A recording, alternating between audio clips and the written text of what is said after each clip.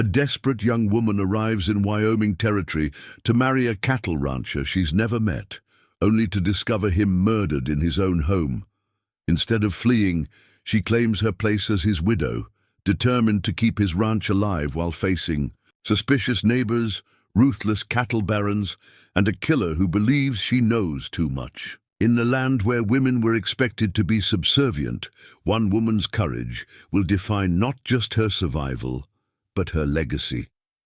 Before we jump back in, tell us where you're tuning in from, and if this story touches you, make sure you're subscribed, because tomorrow I've saved something extra special for you. The autumn wind carried the scent of pine and coming snow as the stagecoach rattled along the rutted trail toward Timber Creek. Inside, Abigail Foster clutched the worn leather portfolio containing every letter that had passed between her and Thomas Blackwood over the past 8 months. 23 letters that had convinced her to leave behind the cramped Philadelphia boarding house where she'd spent the last 5 years as a seamstress, surviving on meager wages and dwindling hope. At 28, Abigail knew what society thought of her. A spinster past her prime, with no prospects beyond a lifetime of mending other people's finery. Her parents' death from influenza had left her alone in the world, her small inheritance barely covering funeral expenses. When she'd seen Thomas Blackwood's advertisement seeking a hard-working woman of good character willing to become wife to a Wyoming cattle rancher, she'd responded with desperate honesty. "I have no family connections, no fortune, and no remarkable beauty," she'd written, "but I can work from dawn till dusk without complaint. I keep excellent accounts, and I've never shied away from difficult circumstances." Thomas had responded, within weeks, his handwriting bold and straightforward. "Miss Foster, I have no use for delicate society women or idle beauties. My ranch requires practical hands and a sensible mind. I offer a partnership, not romance, though respect may grow into affection with time." The directness had appealed to Abigail. 8 months of correspondence had revealed a thoughtful man who spoke of his ranch with pride, his herd of Hereford cattle with enthusiasm, and his plans for the future with clear-eyed determination. When he'd sent money for her passage west, she'd packed her few belongings without hesitation. Now, as mountains rose in the distance beneath a vast October sky, Abigail smoothed the wrinkles from her best navy blue traveling dress, refreshed, with new cuffs and collar for this journey, and tried to quiet the fluttering in her stomach. Would Thomas Blackwood be disappointed when he saw her? She was tall and angular, where fashion preferred petite and curvaceous, her brown hair unexceptional, her only vanity the unusual amber color of her eyes. "Timber Creek ahead," called the driver, his voice barely audible over the creaking wheels and jingling harness. Abigail peered through the dusty window. Timber Creek appeared smaller than she'd imagined, a single street lined with wooden buildings in various states of repair. A general store with Walker's Mercantile painted across its facade, a saloon called the Silver Dollar, a small whitewashed church, and a handful of other establishments comprised the town's business district. The stagecoach lurched to a stop outside the stagecoach office, a small building attached to what appeared to be the local hotel. "End of the line, ma'am," the driver announced, opening the door and offering his hand. Abigail descended carefully, her legs stiff from 2 days of travel from the railroad station at Cheyenne. The crisp mountain air filled her lungs, so different from Philadelphia's coal smoke atmosphere. "You'd be Miss Foster?" A thick-set man with a sheriff's badge approached, his expression unreadable beneath a substantial mustache. "Yes," Abigail confirmed, straightening her shoulders. "I'm here to meet Thomas Blackwood." Something flickered across the sheriff's weathered face. Discomfort, perhaps even pity. "Ma'am, I'm Sheriff James Harker. I think you'd better come with me." Cold dread washed through Abigail. "Has something happened to Mr. Blackwood?" The sheriff glanced around the busy street, where curious onlookers had already begun to gather. "Let's talk inside," he suggested, gesturing toward the hotel. The hotel's small lobby offered little privacy, but the sheriff led her to a corner far from the front desk. "Miss Foster, I'm afraid I have bad news. Thomas Blackwood was found dead at his ranch 3 days ago." The words struck Abigail like physical blows. Dead. Thomas Blackwood. The man whose careful handwriting she knew by heart, whose ranch she had imagined as she fell asleep each night, whose future she had planned to share, gone before she'd even met him. "How?" she managed, her voice barely audible. Sheriff Harker's expression tightened. "Murder, ma'am! Shot in the back while working in his barn." Abigail sank onto a nearby chair, her portfolio of letters clutched to her chest. "I don't understand. Who would want to harm him?" "That's what I'm trying to determine," Harker replied. "Blackwood was well respected, but he had his share of conflicts. Refused to sell his water rights to the Caldwell outfit, stood against the association during last year's range wars." The details meant nothing to Abigail, whose world had suddenly collapsed around her. What was she to do now? Her ticket had been one way, her savings depleted by preparations for her new life. She had no home to return to in Philadelphia, no position waiting, not even enough money for a return ticket. "I assume there are arrangements to be made," she said finally, forcing practicality through her shock. "As his intended, I should see to them." Sheriff Harker's discomfort visibly increased. "That's complicated, ma'am. Blackwood was buried yesterday. As for his property, without a marriage certificate, you have no legal claim. His ranch will likely go to his nearest kin." "I see." Abigail's mind raced, cataloguing and discarding options with growing desperation. "Does Mr. Blackwood have family nearby?" "A cousin in Denver, I believe. Haven't been able to locate him yet." Harker shifted his weight. "Miss Foster, the hotel, and keeps a room for emergency situations. You're welcome to stay there tonight while you consider your options. The stage returns eastward day after tomorrow." Abigail nodded absently, already calculating. 2 days to determine her future. 2 days to decide whether to return to the life she'd so eagerly abandoned, or to forge something new in this harsh, unfamiliar territory. "Thank you, Sheriff. I would appreciate the room." She stood, smoothing her skirts with hands that remained remarkably steady despite her inner turmoil. "And I would like to visit Mr. Blackwood's ranch tomorrow, if possible, to pay my respects at least." Harker frowned. "The Blackwood place is 5 miles outside town, ma'am. Not an easy journey without transportation." "Nevertheless," Abigail insisted, meeting his gaze directly, "I've come 2,000 miles to begin a life there.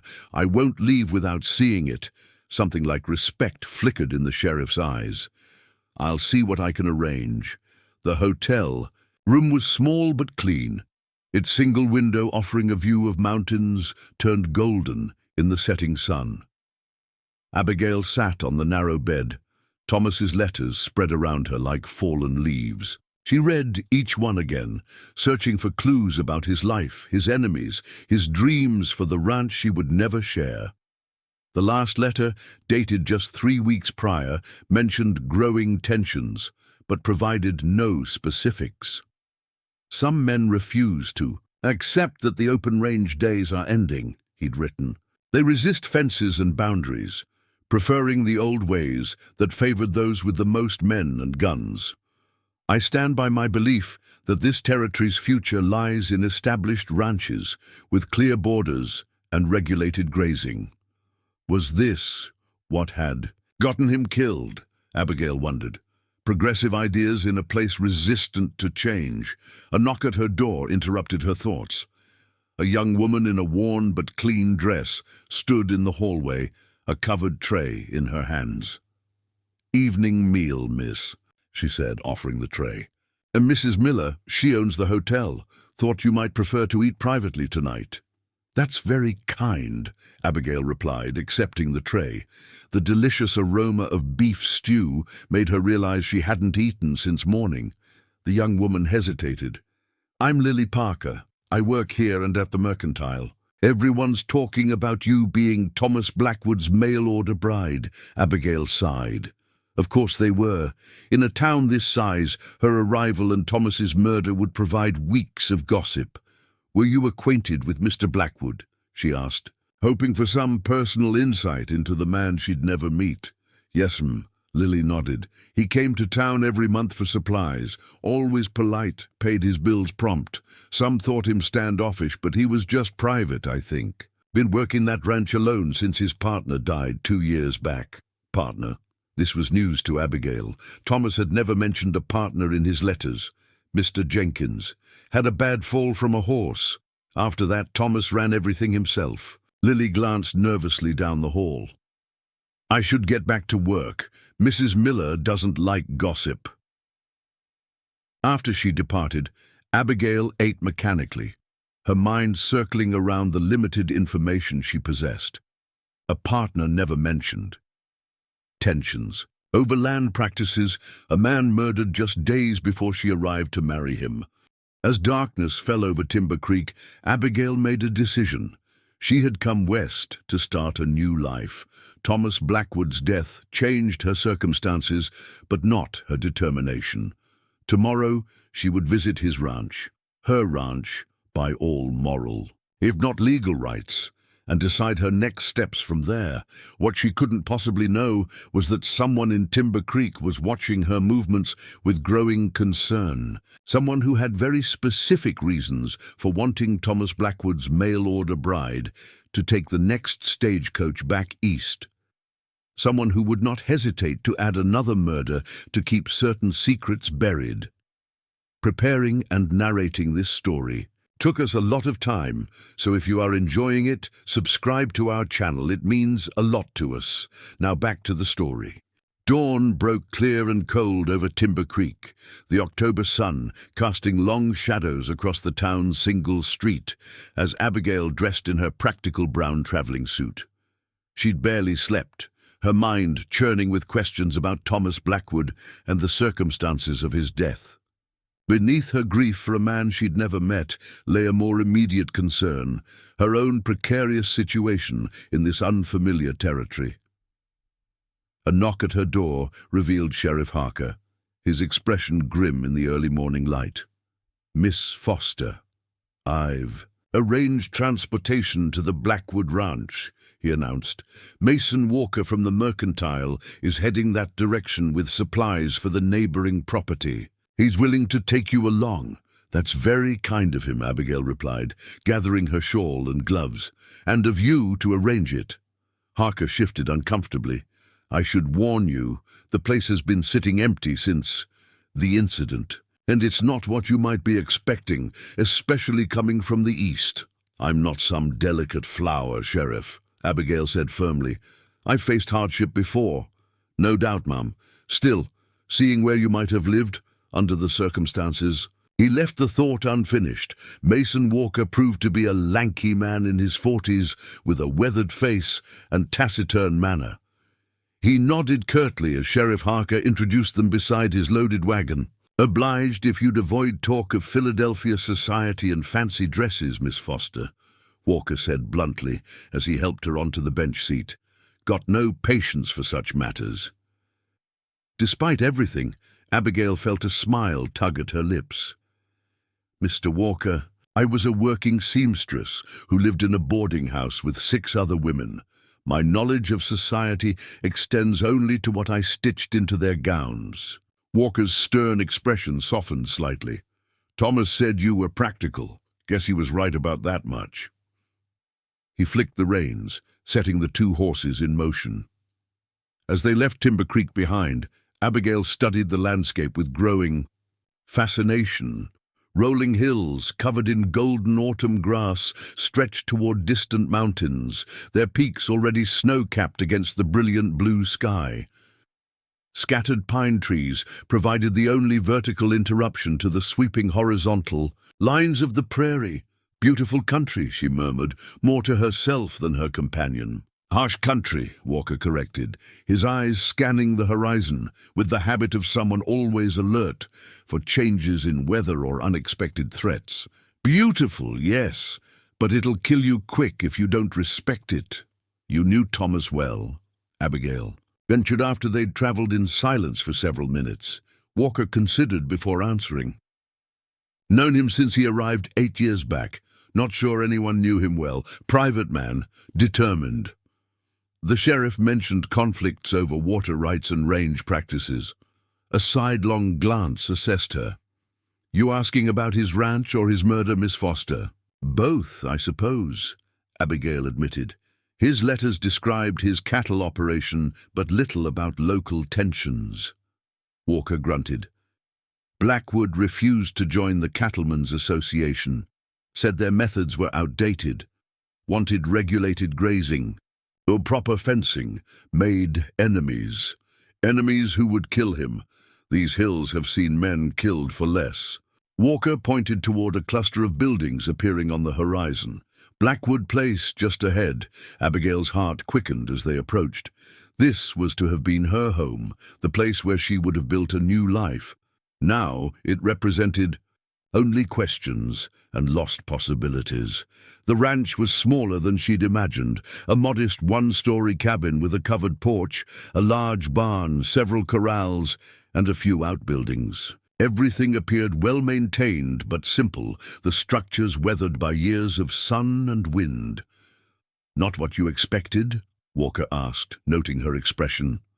It's perfect, Abigail said softly, surprising herself with the sincerity of her response. She had imagined something grander based on Thomas's letters, but this practical, unpretentious homestead suited the straightforward man she'd come to know through his correspondence.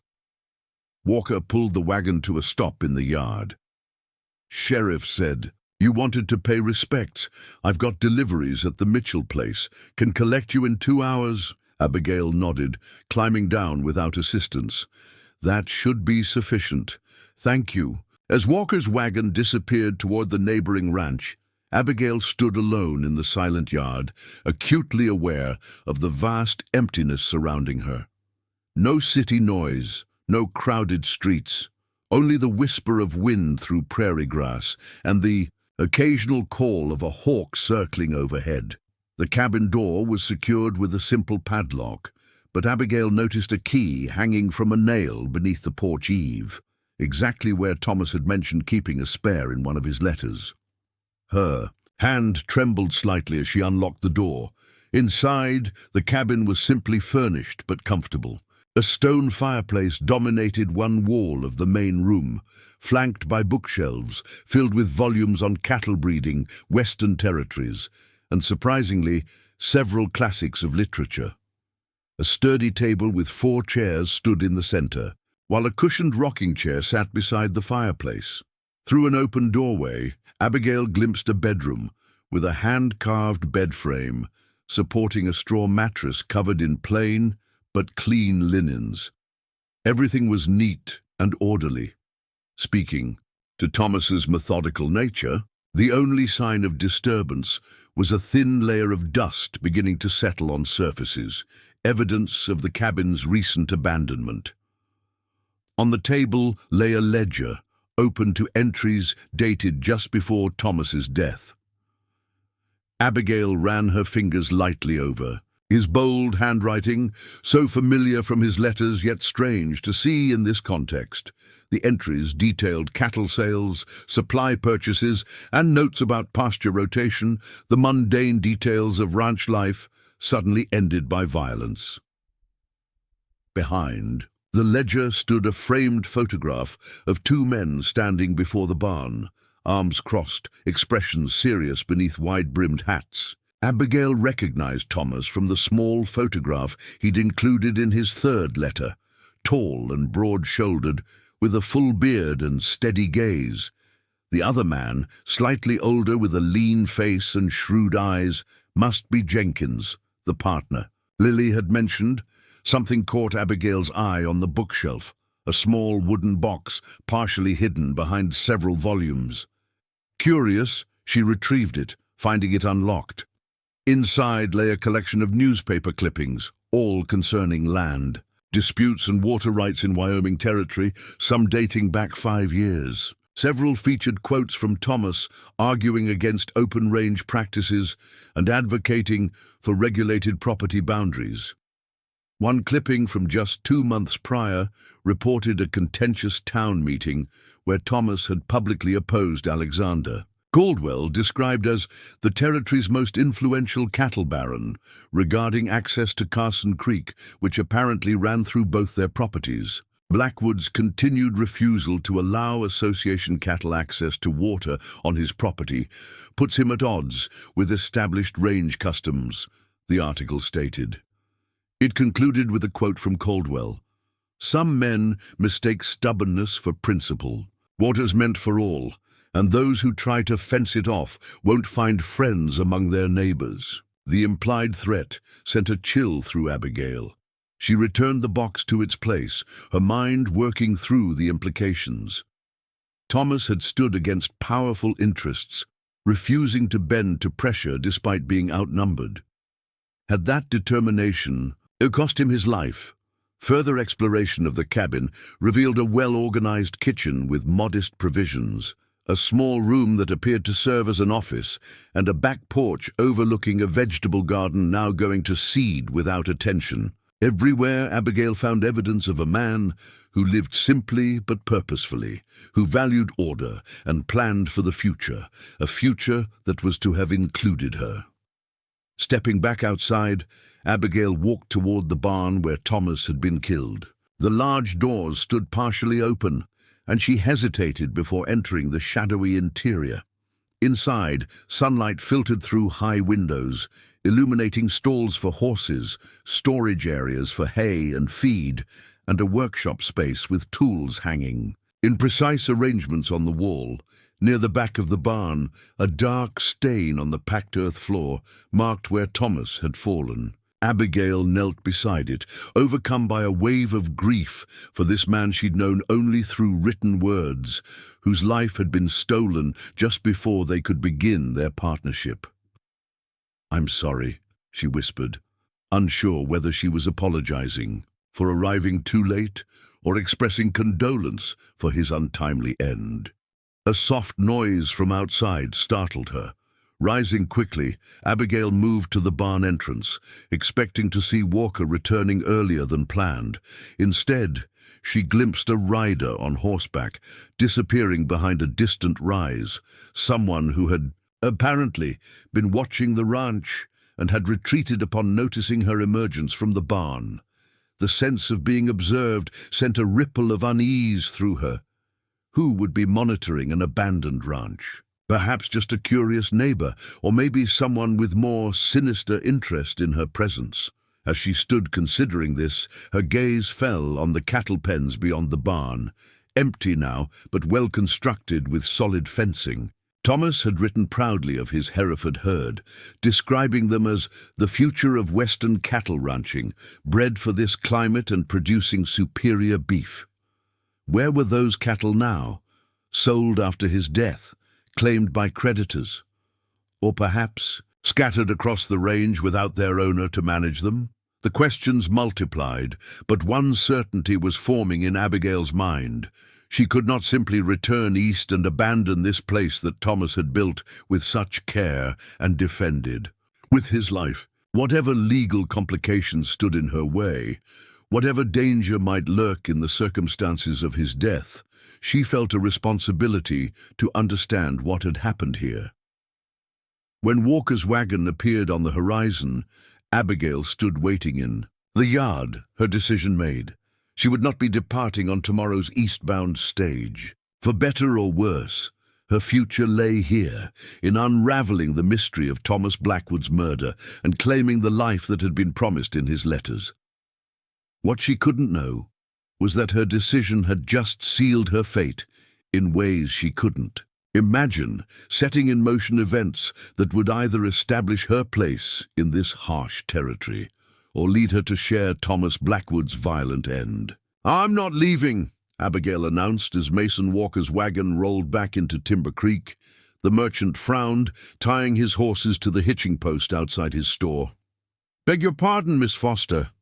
I've decided to remain at the Blackwood Ranch," she clarified, climbing down from the wagon unaided. At least until Mr. Blackwood's affairs are properly settled. Walker's weathered face registered clear disapproval. A woman alone at that remote property, not advisable. I'm rarely advised to do what's most sensible for my circumstances, Mr.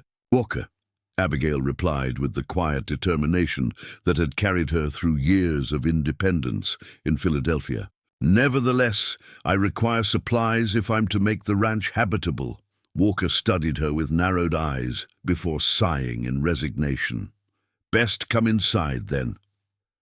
The mercantile smelled of coffee, leather, and tobacco, a welcoming aroma that reminded Abigail of her father's study long ago. Shelves lined the walls, filled with necessities for frontier living: tools, fabrics, canned goods, ammunition, and medicines. "What exactly are you planning, Miss Foster?" Walker asked as he moved behind the counter. "That place needs more than a woman's touch to function as a working ranch." "I'm aware," Abigail replied, mentally cataloguing her immediate needs. "For now, I require basic provisions: flour, coffee, salt, dried beans, and information about the cattle." "Cattle?" Walker's expression sharpened. "Yes, Mr. Blackwood's Hereford herd. His letters detailed 67 head as of last month. The pens are empty now." An uncomfortable silence fell between them before Walker responded. "Association men rounded them up 3 days after his death, claimed they were protecting assets. Until ownership is determined, whose authority granted them that right?" Abigail demanded, indignation flaring. "Way things work out here," Walker shrugged, though something in his eyes suggested he didn't approve. "Strong take what they want until someone stronger says otherwise." "And the law?" "Sheriff Harker. Sheriff's jurisdiction is town limits. Ranch. Disputes fall to territorial marshals, and they're spread thin." Walker began gathering supplies as he spoke. "Alexander Caldwell runs the association. His word carries more weight than absent lawmen." Abigail absorbed this information, her determination only strengthening. "I'll need paper and ink as well. I have letters to write regarding my legal standing." Walker added these items to her growing pile of supplies. "Miss Foster, I admired Thomas Blackwood. He stood for what was right, even when it cost him, but you ought to understand what you're stepping into. These land disputes aren't genteel disagreements settled over tea. I'm well aware of the violence that claimed Thomas's life," Abigail replied quietly, "which is precisely why I cannot simply abandon what was meant to be mine." Their conversation was interrupted as the mercantile door swung open, admitting a tall, silver-haired man in expensive riding clothes, followed by a younger man whose physical resemblance marked him clearly as a relation. Both wore gun belts, with an ease that suggested familiarity with their weapons. "Mason," the older man greeted Walker, before his gaze settled on Abigail with undisguised interest. "And you must be Blackwood's mail-order bride. News travels fast in small communities." Walker's posture stiffened. "Miss Foster, may I present Alexander Caldwell and his son Jackson." The name sent a jolt through Abigail. This was the cattle Baron mentioned in the newspaper clippings, the man who had publicly opposed Thomas's water rights stance. "Mr. Caldwell," she acknowledged with a slight nod, grateful for her seamstress's ability to maintain composure before demanding clients. "I understand you've taken an interest in the Blackwood cattle." Alexander Caldwell's eyebrows rose at her directness. "Merely safeguarding valuable stock until legal ownership is established. Rustlers are quick to prey on unattended herds." "How?" "Fortunate the ranch has an attendant now," Abigail replied evenly. A tight smile crossed the older man's face. "Indeed, though I understand you and Blackwood never actually married." "Our correspondence established intent," Abigail countered. "I have every letter, including his invitation to join him as his wife." "Interesting legal theory," Caldwell mused. "Though I doubt Territorial Judge Wilson would consider it binding." He gestured to his son. "Jackson, fetch those shotgun shells while I have a word with Miss Foster." As the younger Caldwell moved toward the ammunition display, Alexander stepped closer to Abigail, lowering his voice. "Miss Foster, you strike me as a practical woman. Blackwood's modest operation required his complete dedication and years of experience. Even if you could establish a claim, which is doubtful, managing it successfully would be impossible for an Eastern woman alone." "Your concern is touching, Mr. Caldwell. It's a business proposition," he clarified. "I'm prepared to purchase your alleged interest in the Blackwood property. $500, a generous offer considering your tenuous claim. Enough to establish yourself comfortably elsewhere." The sum was substantial, more than Abigail had earned in 2 years of seamstress work. Yet the calculation behind it was transparent. The water rights are the true value, aren't they? She asked, recalling Thomas's letters about Carson Creek's importance during dry seasons. Strange how much a modest operation suddenly matters to a man of your resources. Something cold flickered in Caldwell's eyes, though his smile remained fixed. "Carson Creek is the lifeblood of 3 ranches, Miss Foster. Blackwood's stubborn fencing of natural waterways was short-sighted and ultimately unfortunate. The implied connection between Thomas's water policies and his murder was unmistakable. Not a confession, but a warning. I'll consider your offer." "Mr. Caldwell?" Abigail replied, deliberately vague. "Do that." He nodded toward the door, where his son waited with purchased ammunition. "I should mention that Judge Wilson arrives next Tuesday for circuit court. Legal matters regarding the Blackwood property will likely be settled then. Think carefully about your position before that time." After the Caldwells departed, Abigail released a breath she hadn't realized she was holding. "You've made an impression," Walker observed dryly. "Alexander Caldwell doesn't typically negotiate personally for property he wants." "Is he responsible for Thomas's death?" Abigail asked bluntly. Walker busied himself tallying her purchases. "No one's that direct out here, Miss Foster. Caldwell employs men who understand his interests without requiring explicit instructions, keeps his hands clean." "And Sheriff Harker? Where do his loyalties lie?" "Harker's honest enough, but practical. Won't pursue suspicions without evidence." Walker looked up from his calculations.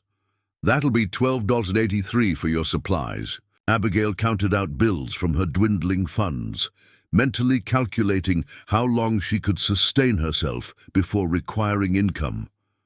"I'll need transport back to the ranch." "Figured as much," Walker sighed.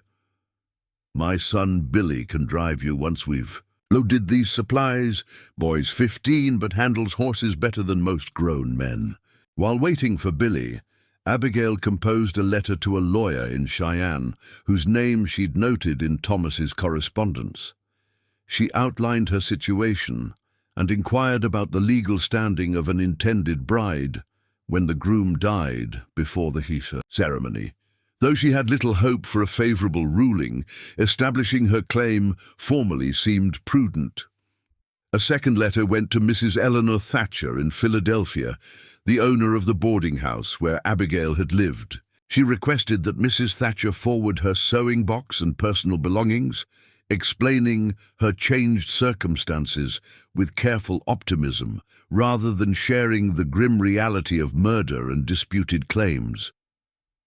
Billy Walker proved to be a lanky youth, with his father's taciturn manner, but considerably more curiosity. As they traveled toward the Blackwood Ranch, his questions tumbled forth despite obvious efforts at restraint. "Pa says you're staying at Blackwood's place, even though he's dead," he finally blurted. "Aren't you scared?" Abigail considered her. "Answer carefully.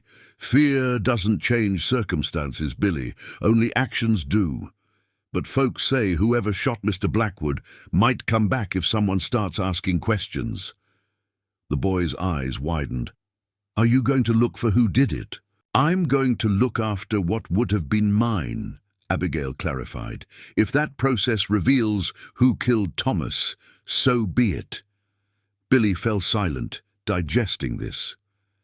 As they approached the ranch, he visibly tensed. "Something wrong?"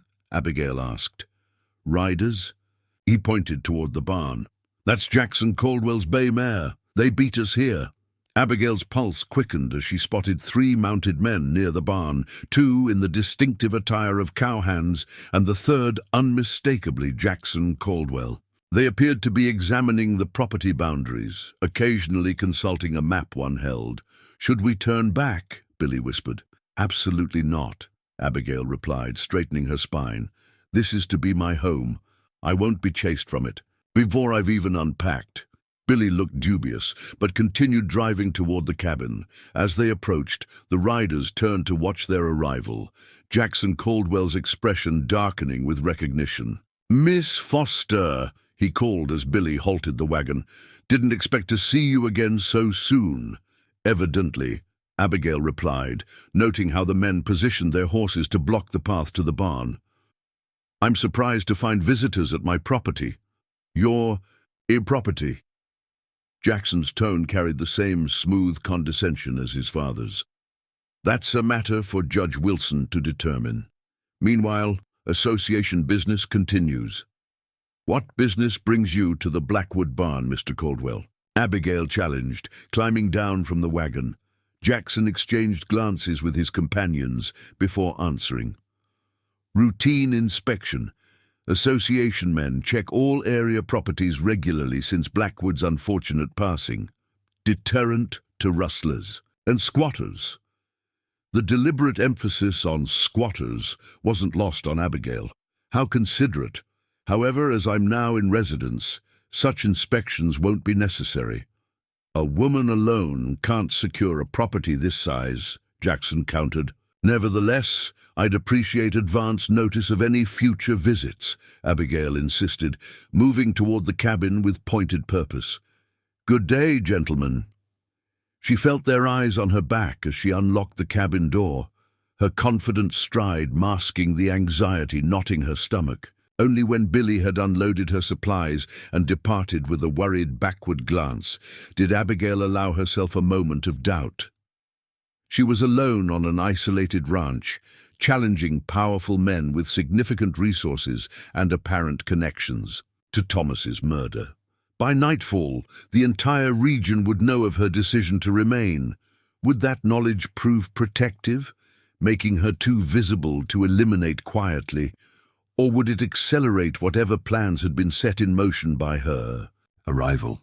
As darkness fell, Abigail lit the cabin's lamps and stoked the fireplace against the October chill. Through the window, she watched the distant glow of a campfire on a ridge overlooking the property. Someone maintaining surveillance. Whether for protection or threat remained to be seen. Sleep would be elusive this night, but morning would bring new challenges requiring clear thought and steady nerves. Whatever came next, Abigail Foster, mail-order bride turned frontier widow before her wedding day, had committed herself to seeing justice done, both for Thomas Blackwood and for herself. Dawn broke over the Blackwood Ranch with ribbons of pink and gold stretching across the vast Wyoming sky. Abigail had slept fitfully, waking at every creak and whisper of wind, the loaded shotgun she'd found mounted above the fireplace propped beside her bed. The weapon felt foreign in her hands, but Thomas's letters had mentioned teaching her to use it for protection against predators, though he'd likely meant wolves and coyotes rather than men with business interests and hidden agendas. Her first full day at the ranch began with practical assessments. The cabin's pantry held enough preserved food to supplement her purchased supplies for several weeks. The garden, though neglected, still offered late-season vegetables she could harvest. Most pressing was the water situation. The indoor pump required priming, and Abigail spent a frustrating hour following instructions in Thomas's household journal before achieving success. By mid-morning, she had established a rough inventory of the property's immediate resources and deficiencies. The latter category proved more substantial. Without the cattle, the ranch had no obvious source of income, Winter would arrive within weeks, requiring firewood beyond the modest stack behind the cabin, and the isolation that had seemed romantic, in Thomas's letters, now represented a strategic vulnerability. As she contemplated these challenges, horseshoes crunched on gravel outside. Abigail's heart jumped to her throat as she glanced toward the shotgun leaning against the kitchen wall. Before she could decide whether to reach for it, a woman's voice called from the yard. "Hello, Miss Foster, it's Sarah Mitchell, from the neighboring ranch." Relieved, Abigail stepped onto the porch to greet her visitor. Sarah Mitchell appeared to be in her early 30s, her sturdy frame clothed in practical riding attire, brown hair tucked beneath a wide-brimmed hat. She sat astride a chestnut mare with the easy posture of someone who'd spent a lifetime in the saddle. "Mrs. Mitchell," Abigail acknowledged, "this is unexpected." "Figured you could use some company," Sarah replied, dismounting with fluid grace. "And information. Word travels fast about your decision to stay." "So I've gathered," Abigail said dryly. "Please come inside." Over coffee at Thomas's kitchen table, Sarah Mitchell revealed herself as a potential ally. Her family's ranch bordered Blackwood property to the north, their operation focusing on horses rather than cattle. Thomas was a good neighbor, Sarah remarked, her direct gaze assessing Abigail. "Helped us through a difficult calving last spring when my husband was laid up with a broken leg. Said he learned veterinary skills from his father back east." "He mentioned his father was a country doctor in Pennsylvania," Abigail confirmed, "though his letters focused more on his plans for the ranch than his background." Sarah nodded. "Thomas was forward-looking, always planning improvements." She hesitated before continuing. "That's what got him crossways with Caldwell and the association. His ideas threatened their control. The water rights," Abigail said, "partly, but more than that." Sarah leaned forward. "Thomas was organizing smaller ranches to oppose association practices, price fixing at auctions, intimidation of homesteaders, monopolizing transportation contracts. He believed independent operators could thrive if they worked together instead of being picked off individually."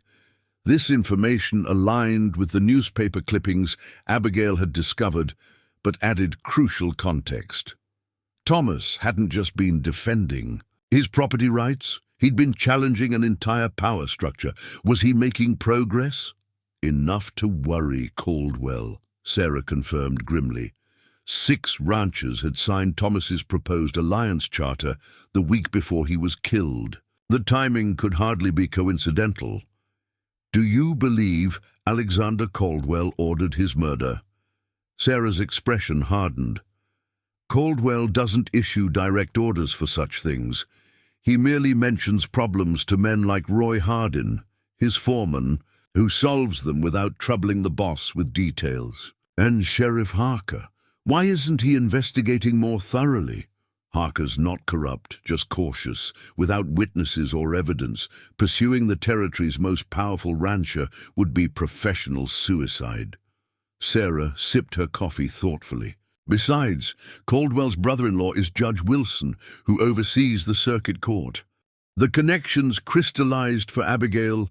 Caldwell's confidence about the upcoming legal proceedings suddenly made perfect sense. The system was designed to protect established interests against outsiders like Thomas and herself. "Mrs. Mitchell, why are you sharing this information? Surely opposing the Caldwells creates risk for your family as well."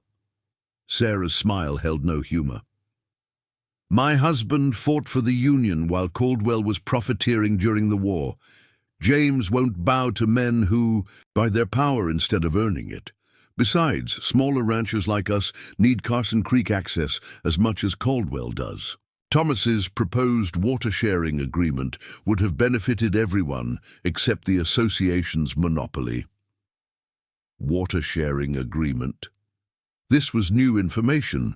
Thomas drafted a proposal for equitable water access based on acreage and herd size. Fair to everyone, with conservation measures during drought years. Sarah shook her head. Caldwell rejected it outright. claimed first rights from his father's original claim 30 years ago. Abigail filed this information away, increasingly certain that water rights lay at the heart of Thomas's murder. Mrs. Mitchell, I appreciate your candor, but I must ask, what do you expect from me? I'm a seamstress from Philadelphia with no ranching experience and questionable legal standing. Sarah Mitchell studied her with frank assessment.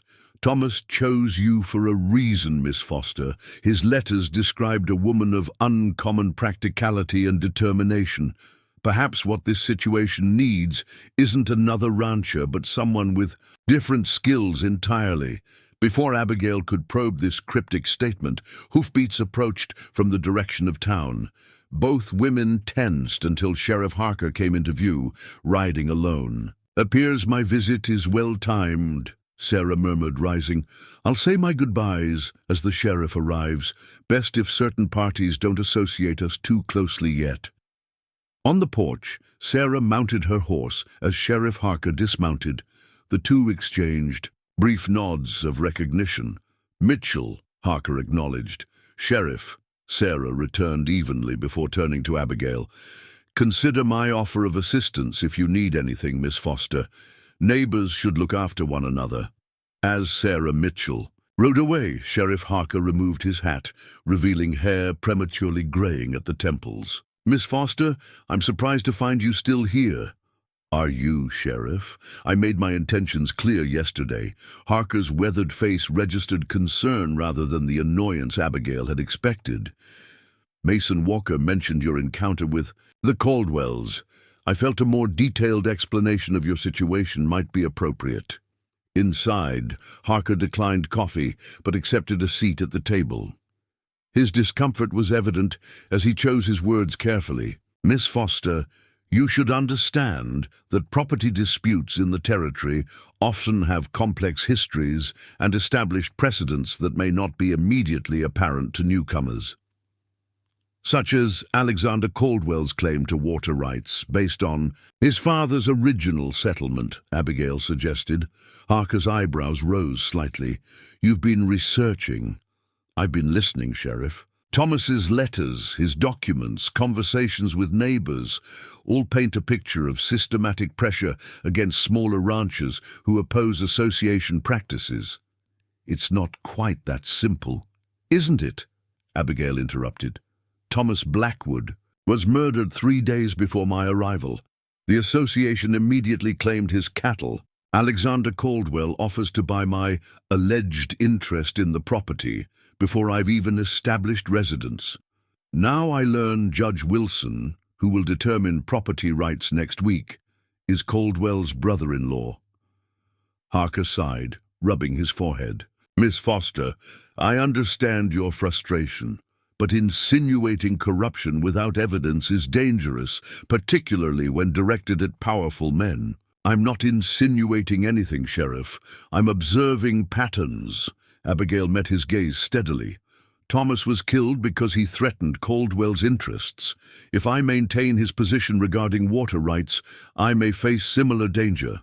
That's why I'm telling you directly. If anything happens to me, the responsibility lies with Alexander Caldwell. That's a serious accusation." "A serious precaution," Abigail corrected. "I've written detailed letters to both the territorial governor and newspapers in Cheyenne, documenting what I've learned. Those letters will be sent if I miss my weekly meeting with Mason Walker." This was a bluff. Abigail had drafted no such letters, but Harker's expression suggested it hit its mark. "You're playing a dangerous game, Miss Foster." "Not a game at all, Sheriff, merely ensuring that further violence won't occur without consequences." Abigail's voice remained calm, despite her racing heart. "Now, did you ride all this way merely to warn me about property disputes, or was there another purpose to your visit?" Harker studied her for a long moment before reaching into his vest pocket and withdrawing a folded paper. "Telegram came for you from Philadelphia." Abigail accepted the paper with a puzzled frown. She had written to Mrs. Thatcher only yesterday. There hadn't been time for a response. The message was brief, but devastating. Boarding house fire, stop all possessions, lost, stop letter, follows with details. Stop Thatcher. Abigail's seamstress tools, patterns, fabric samples, everything she'd left behind as collateral for her return, if the marriage proved unsuitable, gone. The final safety net had just disintegrated. Bad news? Harker asked, noting her expression. Nothing that changes my present course, Abigail replied, folding the telegram carefully. In truth, the disaster simplified her choices. There was no longer any possibility of returning to her former life. The Blackwood Ranch, with all its complications and dangers, represented her only viable future. Sheriff Harker rose to leave, pausing at the door. Miss Foster, for what it's worth, I believe Thomas Blackwood was murdered by someone who knew his routines, someone local. The investigation remains open, despite what you may have heard. This unexpected affirmation of official interest surprised Abigail. Thank you, Sheriff. As Harker rode away, Abigail stood on the porch, surveying the ranch that circumstances had thrust upon her.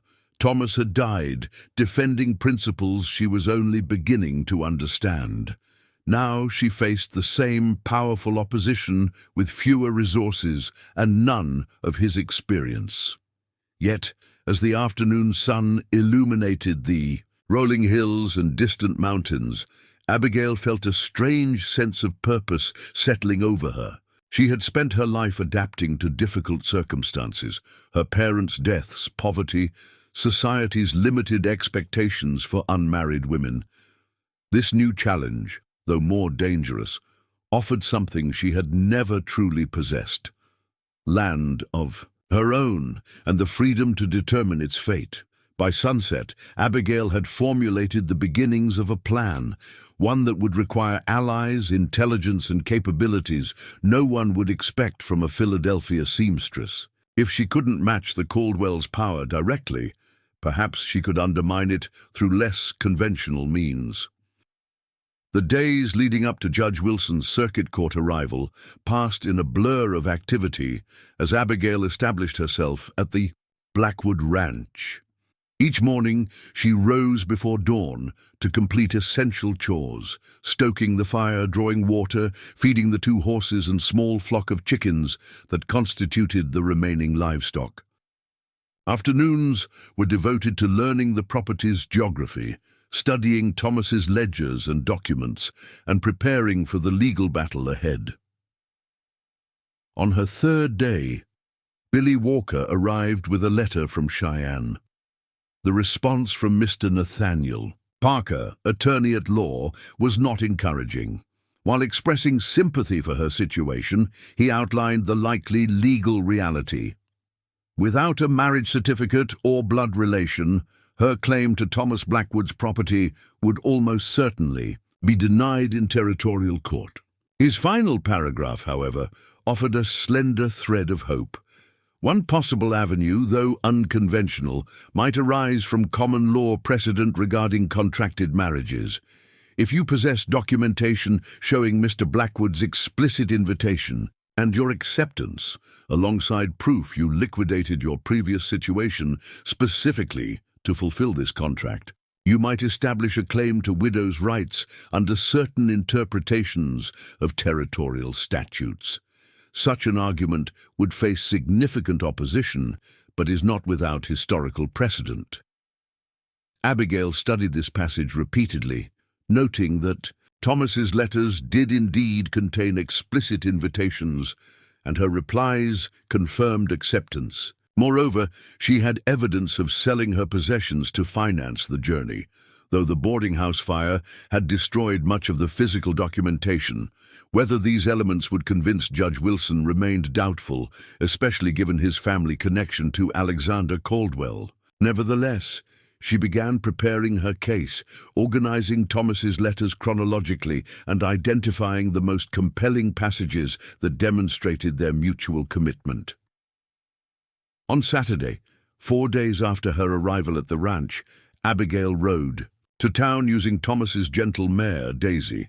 Her riding skills were rudimentary, but Sarah Mitchell had provided a basic lesson and practical advice. Sit deep, keep the reins loose but ready, and trust the horse to know the way. The journey took nearly an hour, giving Abigail ample time to rehearse her planned conversations. Timber Creek's main street bustled with weekend activity. Ranchers and their families come to town for supplies, socializing, and the various entertainments offered by frontier establishments. Abigail felt the weight of curious stares as she tied Daisy outside the newspaper office. Her plain brown riding skirt and jacket were practical rather than fashionable, her hair tucked beneath a borrowed hat from Thomas's closet, yet she moved with deliberate confidence through the unfamiliar gauntlet of public scrutiny. The Timber Creek Sentinel occupied a narrow building, wedged between the telegraph office and a lawyer's practice. Inside, a harried-looking man in his 40s bent over a printing press, adjusting some mechanism with focused intensity. "Mr. Henderson?" Abigail inquired, recalling the editor's name from the newspaper clippings in Thomas's collection. The man glanced up, ink-stained fingers pausing mid-adjustment. "Miss Foster, isn't it? Blackwood's intended." His direct acknowledgement of her identity suggested news of her situation had indeed circulated widely. "Yes, I wonder if I might have a moment of your time?" Edward Henderson straightened, wiping his hands on a rag tucked into his apron. "Certainly. You've become quite the topic of conversation. Eastern Bride claims murdered rancher's property. That would make a compelling headline." "I'd prefer Eastern Bride seeks justice for murdered rancher," Abigail countered. Henderson's expression sharpened with interest. "Even better. Care to elaborate over coffee?" In the small office behind the press room, Abigail outlined her situation, presenting copies of key correspondence with Thomas and detailing the suspicious timing of his murder just before her arrival. "I'm aware the Sentinel has covered water rights disputes," she concluded. "Thomas kept your articles documenting the association's tactics." Henderson nodded, jotting occasional notes. "Blackwood provided valuable information for those pieces. His death represents a significant loss to the reform movement among smaller ranchers. A movement that could continue," Abigail suggested carefully, "if someone were to ensure his organizing efforts weren't abandoned." The editor studied her thoughtfully. "Are you proposing to take up Blackwood's cause, Miss Foster?" "A bold position for someone with uncertain legal standing and no ranching experience. Sometimes outsiders see solutions that escape those too close to long-standing problems," Abigail replied. "Before Thomas's death, he drafted a water-sharing agreement that would benefit all area ranchers proportionally. I believe public awareness of this plan might generate support from those currently intimidated into silence." Henderson leaned back in his chair, calculating risks and benefits with the practiced assessment of a frontier journalist who had survived by knowing exactly how far to push powerful interests. "Publishing the details of such a proposal would certainly provoke Caldwell," he mused, "though framed properly as continuing Blackwood's community vision rather than as an accusation, it might be defensible." "I have the complete document," Abigail confirmed. Thomas left detailed notes on equitable water allocation based on acreage, conservation provisions for drought years, and maintenance responsibilities shared by all beneficiaries. "Bring it by Monday morning," Henderson decided. "Judge Wilson arrives Tuesday. Timing the article for Monday's edition would ensure maximum awareness before any legal proceedings regarding the property." This aligned perfectly with Abigail's strategy. "Thank you, Mr. Henderson. I should mention, I've heard rumors that tonight's town gathering at Miller's Hall will include discussion of association policies affecting smaller operations. Perhaps a reporter might find interesting perspectives." There, Henderson's eyebrows rose at this transparent attempt to ensure press coverage. "Indeed, first I've heard of it, though I don't receive every invitation in Timber Creek." 8 o'clock, Abigail supplied. "I understand several ranchers who signed Thomas's alliance charter will attend." After leaving the newspaper office, Abigail completed her errands with methodical efficiency, purchasing additional supplies at Walker's Mercantile, mailing letters at the post office, and finally making a carefully timed appearance at the Silver Dollar Saloon. Her entrance into the establishment caused an immediate ripple of silence. Women rarely entered such establishments in frontier towns, particularly unaccompanied women with any pretense to respectability. Yet Abigail had calculated this breach of protocol precisely, knowing it would instantly communicate her seriousness to the men she needed to reach. The bartender, a heavy-set man with an impressive mustache, recovered first. "Ma'am, you might be more comfortable at the hotel dining room." "Thank you, but I'm seeking Mr. Roy Hardin," Abigail replied clearly, her voice carrying in the hushed room. "I understand he's often here on Saturday afternoons." A murmur spread through the saloon as heads turned toward a corner table where a lean, hard-faced man sat with two companions. Roy Hardin, Alexander Caldwell's foreman, was instantly recognizable from Sarah Mitchell's description. Mid-40s, with a knife scar across his left cheek and cold eyes that assessed Abigail with predatory calculation. "You found him," Hardin called, making no move to rise. "Though I don't believe we've been introduced, Miss Foster, Abigail Foster." She approached his table with measured steps. Thomas Blackwood's fiancée, Hardin's companions, both wearing association belt buckles, exchanged smirks, but the foreman's expression remained impassive. "Unfortunate situation, Miss Foster. My condolences." "Thank you." Abigail maintained steady eye contact despite her racing heart. "I wanted to meet you personally, Mr. Hardin, as I understand you're responsible for overseeing association interests in the region." "Among my duties," he acknowledged cautiously. "Excellent. Then you're the appropriate person to inform about tonight's meeting." Abigail smiled pleasantly, though the expression didn't reach her eyes. "Thomas's alliance partners are gathering to discuss the water-sharing agreement he proposed before his death. As his successor, I'll be presenting the finalized document before it's published in Monday's Sentinel." The calculated risk of this announcement was enormous, not only revealing the meeting that Sarah Mitchell had arranged at her request, but explicitly connecting herself to Thomas's organizing efforts. Yet Abigail had concluded that operating secretly against the association would be impossible. Better to establish her position openly, making any move against her more conspicuous. Hardin's expression hardened. "Miss Foster, ranch politics in this territory have established patterns. Newcomers often misunderstand local customs to their detriment." "I'm a quick study, Mr. Hardin," Abigail replied evenly, "and I find that patterns sometimes benefit from reconsideration." She nodded politely to the table. "Good day, gentlemen. I'm sure Mr. Caldwell will be interested in your report of our conversation." As she turned to leave, Hardin's voice followed her. "Blackwood learned the hard way that some boundaries shouldn't be crossed, Miss Foster. Particular lessons needn't be repeated for those who heed warnings." Abigail paused, turning back to face him. "How interesting. Sheriff Harker mentioned that Thomas was shot in the back while alone in his barn. I wonder which warning he failed to heed." A dangerous silence fell across the saloon. Hardin's companions tensed, hands moving instinctively toward their weapons, but the foreman himself remained unnaturally still, his gaze locked with Abigail's.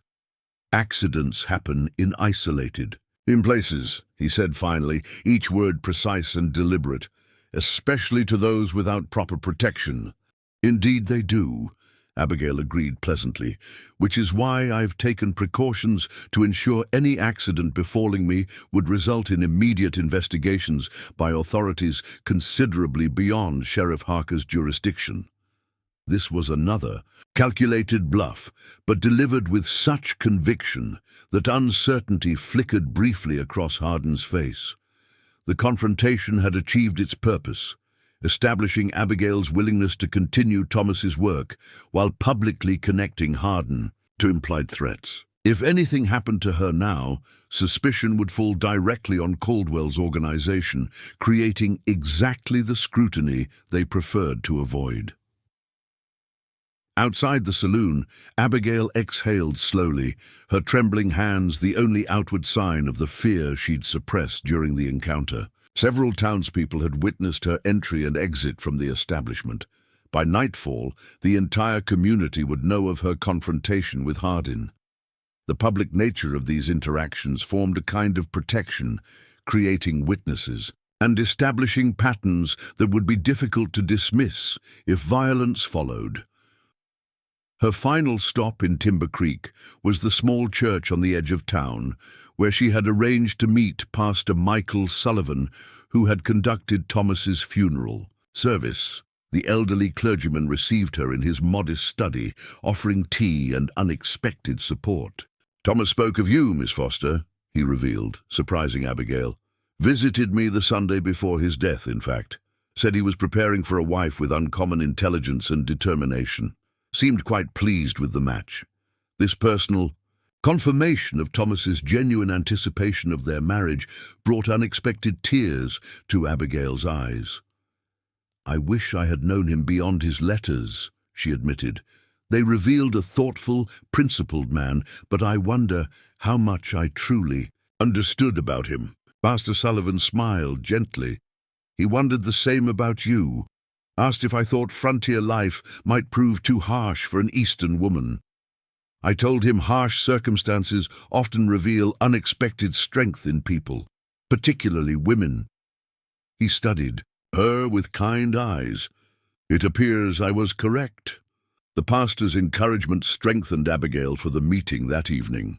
By nightfall, 8 local ranchers had gathered secretly in Miller's Hall, the back room of the blacksmith's shop, where Isaiah Miller, one of Thomas's strongest allies, had arranged private space for their discussion. The atmosphere was tense with apprehension as Abigail presented her case. These men had witnessed the association's retribution against those who opposed Caldwell's interests. Their presence represented significant personal risk.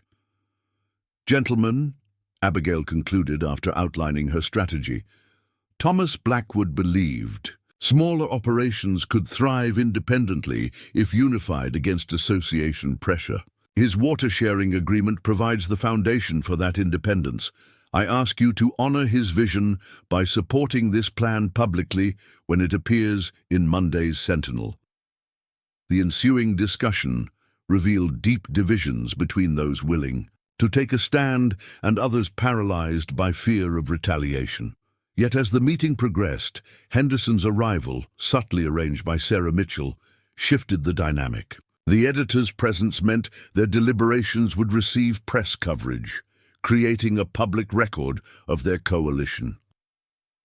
By meeting's end, 6 ranchers had recommitted to Thomas's alliance, with Isaiah Miller emerging as their spokesman. The water-sharing document would be published Monday, bearing their collective endorsement, alongside Abigail's claim to continue Thomas's legacy at the Blackwood Ranch. As she rode back to the ranch under a canopy of stars, Abigail recognized that she had irrevocably committed herself to direct opposition against Alexander Caldwell. The coming confrontation in Judge Wilson's court would determine not just her legal standing, but whether Thomas's vision for equitable water rights could survive his death. Behind her, unknown in the darkness, 2 riders followed at a discreet distance, whether as protection arranged by her new allies or as surveillance by her enemies remained to be seen. Monday's edition of the Timber Creek Sentinel ignited the controversy Abigail had carefully orchestrated. Edward Henderson had given Thomas Blackwood's water-sharing agreement front-page prominence, complete with endorsements from 6 local ranchers and a detailed explanation of how the proposal would benefit all property owners along Carson Creek. Adjacent to this article ran a smaller piece titled "Eastern Bride Continues Blackwood Legacy," which presented Abigail's arrival and commitment to the ranch in sympathetic terms without directly addressing the murder. By mid-morning, reaction had polarized the community. Smaller ranchers and independent townsfolk expressed cautious support, while those aligned with association interests dismissed the proposal as impractical interference with established customs. The silver dollar buzzed with heated debate as copies of the newspaper circulated among the Monday morning crowd. Abigail observed none of this directly. She remained at the ranch, making final preparations for Tuesday's court appearance. The day passed with excruciating slowness as she reviewed her arguments, organized Thomas's documentation, and quelled the anxiety that threatened to undermine her composure. Late afternoon brought an unexpected visitor. Sarah Mitchell arrived with a dress draped carefully across her saddle, navy blue wool of fine quality with modest lace trim at collar and cuffs. "For tomorrow," Sarah explained, helping Abigail carry it inside. "First impressions matter with Judge Wilson. This belonged to my sister before she moved to Denver. Similar build to you, though you're taller." Abigail accepted the gift with genuine gratitude. Her traveling clothes, though presentable, lacked the formality appropriate for court proceedings. "This is extremely kind, Mrs. Mitchell." "Sarah," the woman corrected, following Abigail into the cabin. "If we're allies in this fight, we should dispense with formalities." She glanced around the main room, noting the organized stacks of documents on the table. "You're well prepared. As much as possible without legal training," Abigail sighed. "Mr. Parker's letter outlined possible arguments, but warned the odds are heavily against me." Sarah nodded, unsurprised. "Judge Wilson rarely rules against his brother-in-law's interests. Still, public attention sometimes moderates his more blatant favoritism." She hesitated before continuing. "There's something you should know before tomorrow. Something about Thomas's former partner, Jenkins." Abigail recalled the photograph of Thomas with the older man, the one who died in a riding accident. "That's the official story," Sarah replied cautiously. "But there were inconsistencies. Jenkins was an experienced horseman who rarely rode the dangerous North Ridge where he supposedly fell. And he had recently argued with Caldwell about the same water rights Thomas later defended." "You're suggesting Jenkins was murdered too?" Abigail's throat tightened at this implication of a pattern. "I'm suggesting nothing definitive," Sarah clarified. "Just noting that both men who owned this property and opposed Caldwell's water claims died under questionable circumstances. It might be relevant to your case, though dangerous to raise directly without evidence." This new information complicated Abigail's already precarious position. If Sarah's suspicions were accurate, the stakes extended beyond property rights to potentially multiple murders concealed as accidents. "Does Sheriff Harker know about these parallels?" "Harker investigates what he can prove," Sarah replied diplomatically. "Speculation about powerful men requires more substantial evidence than frontier justice typically demands." After Sarah departed, promising to attend the court session the following day, Abigail added these new considerations to her preparations.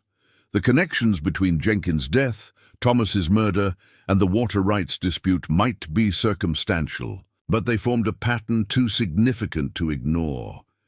As darkness fell, Abigail sensed renewed surveillance around the property. Twice she glimpsed movement near the barn, shadowy figures that vanished when she approached with the lantern. Whether these watchers represented threat or protection remained unclear, but their presence reinforced the gravity of her situation. Sleep proved elusive that night. In the quiet darkness, doubt crept in despite her determination. She was an outsider challenging entrenched power, with only moral right and fragile alliances supporting her cause. Tomorrow might end with her legal claims dismissed and Thomas's vision for equitable water rights abandoned. Worse, it could mark her as the next victim in a pattern of convenient accidents befalling those who opposed Alexander Caldwell.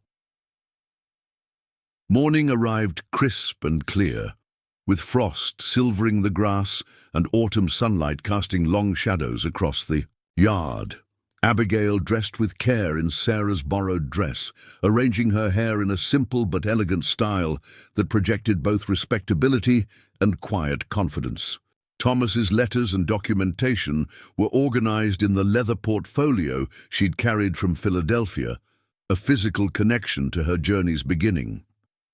Billy Walker arrived promptly at 8 to drive her to town, his usual teenage exuberance subdued by the significance of the day. "Pa says the courthouse is already filling up," he reported as they traveled the now familiar road. "Folks coming from all over the county to watch the proceedings." "Public interest works in our favor," Abigail replied, forcing certainty into her voice despite her churning stomach. "Judge Wilson may favor his family connections, but blatant injustice before witnesses creates its own problems." Timber Creek's courthouse occupied the upper floor of the town hall, a simple chamber with wooden benches for spectators, a raised platform for the judge, and a central space where cases were presented. As Billy had reported, the room was already crowded when Abigail arrived, with conversation falling to murmured whispers as she made her way to the front row, where Sarah Mitchell had saved her a place. Alexander Caldwell sat across the aisle, flanked by his son Jackson and Roy Hardin. Their matching expressions of confident dismissal suggested they considered the proceedings a formality rather than a legitimate legal contest. Behind them sat a distinguished gentleman in an expensive suit, undoubtedly their attorney, imported from Cheyenne for the occasion. At precisely 10 o'clock, the court clerk called for attention as Judge Wilson entered. Edmund Wilson matched Abigail's mental image of Alexander Caldwell's brother-in-law perfectly, mid-50s, corpulent, with the florid complexion of a man who enjoyed fine whiskey and rich food. His judicial robes seemed barely able to contain his substantial girth as he settled into the high-backed chair with practiced dignity. "First case," the clerk announced. "Matter of Blackwood property ownership and associated water rights." Judge Wilson peered over his spectacles at the assembled parties. "I understand we have competing claims to consider. Mr. Lawrence, please present your client's position." The Caldwell attorney rose smoothly, his cultured Eastern accent marking him as expensively educated. "Your Honor, my client, the Wyoming Cattlemen's Association, asserts salvage rights to the Blackwood property under territorial statute. With no legitimate heir present following Thomas Blackwood's unfortunate death, the association assumed management responsibility for abandoned livestock and property improvements, as required by frontier common practice." Abigail's hands tightened around her portfolio as the attorney continued, outlining how the association had protected valuable breeding stock and maintained essential water access for multiple dependent operations. His presentation deliberately framed their actions as community service rather than opportunistic seizure. "Furthermore," Lawrence concluded, "we have documentation indicating the original water rights to Carson Creek were established by Sebastian Caldwell in 1849, predating all subsequent claims. Thomas Blackwood's attempts to restrict traditional access represented an unfortunate misunderstanding of established territorial customs." Judge Wilson nodded thoughtfully, though Abigail detected no surprise in his expression. This narrative had likely been rehearsed in private conversations long before the court convened. "Thank you, Mr. Lawrence. Now," he glanced at his papers with a slight frown, "Miss Foster, you may present your claim." Abigail rose, acutely aware of every eye in the crowded room. The weight of scrutiny might have paralyzed her in another context, but years of facing dismissive clients as a female seamstress in Philadelphia had armored her against intimidation based on gender or status. "Your Honor, I journeyed to Wyoming territory at Thomas Blackwood's explicit invitation to become his wife," she began, her clear voice carrying throughout the chamber. "Our correspondence over 8 months established a contractual arrangement wherein I liquidated my Eastern business and possessions specifically to fulfill this agreement. She presented Thomas's letters, highlighting passages that documented his invitation and her acceptance.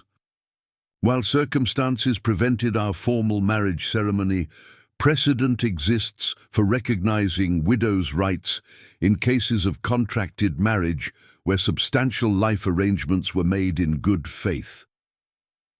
Judge Wilson's expression remained impassive. As he examined the letters, though his occasional glances toward Caldwell betrayed awareness of competing interests beyond legal considerations. "These documents establish intent," Abigail continued, "but equally important is the timing of events. Thomas Blackwood was murdered 3 days before my scheduled arrival, after informing associates of my impending presence as his wife and ranch partner."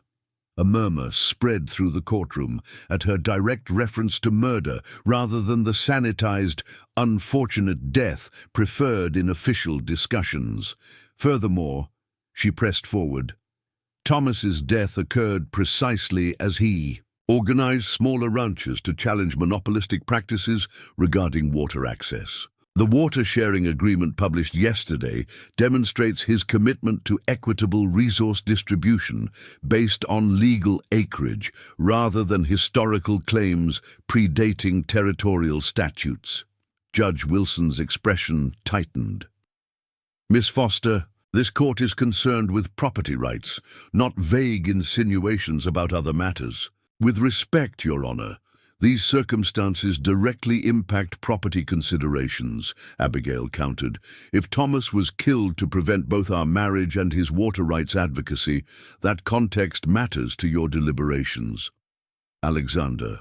Caldwell's attorney rose in protest.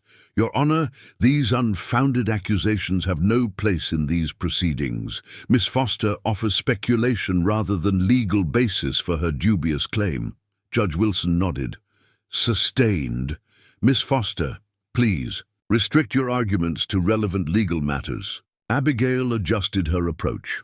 As documented in the Territorial Statute Book, Section 18, Paragraph 4, in cases where formal marriage is prevented by death or extraordinary circumstance, courts may recognize contractual intent where substantial evidence demonstrates mutual commitment and material life adjustments undertaken in good faith.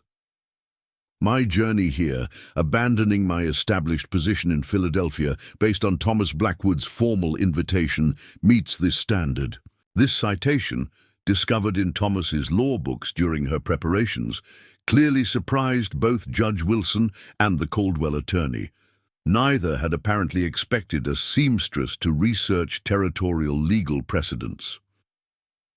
For the next hour, arguments continued regarding the legitimacy of Abigail's claim versus the association's assertion of salvage rights. As the session progressed, Judge Wilson's demeanor shifted subtly from dismissive to cautiously attentive, particularly when Edward Henderson rose from the audience to confirm the newspaper had documented copies of all correspondence between Thomas and Abigail. "Public interest in this case extends beyond Timber Creek," Henderson noted carefully. "The Territorial Governor's Office has requested updates on proceedings, given the unique circumstances." This revelation, another calculated element in Abigail's strategy, arranged through Henderson's press connections, visibly unsettled both Wilson and the Caldwells. External scrutiny complicated their preferred approach of quiet collusion. Finally, Judge Wilson cleared his throat. "I require time to consider these complex claims. Court will recess until 3 o'clock this afternoon, at which time I will render judgment." As spectators filed out for the midday break, Abigail remained seated, mentally reviewing her performance. She had presented every argument available, challenged the association's narrative effectively, and ensured public awareness of the case's broader implications. Whether these efforts would overcome Wilson's family loyalty remained uncertain. Sarah Mitchell squeezed her arm encouragingly. "You did well, better than anyone expected." "Will it be enough?" Abigail asked quietly. Hard to say. Wilson's caught between family obligation and public scrutiny. Henderson's mention of the governor was particularly effective. Wilson has judicial ambitions beyond this circuit.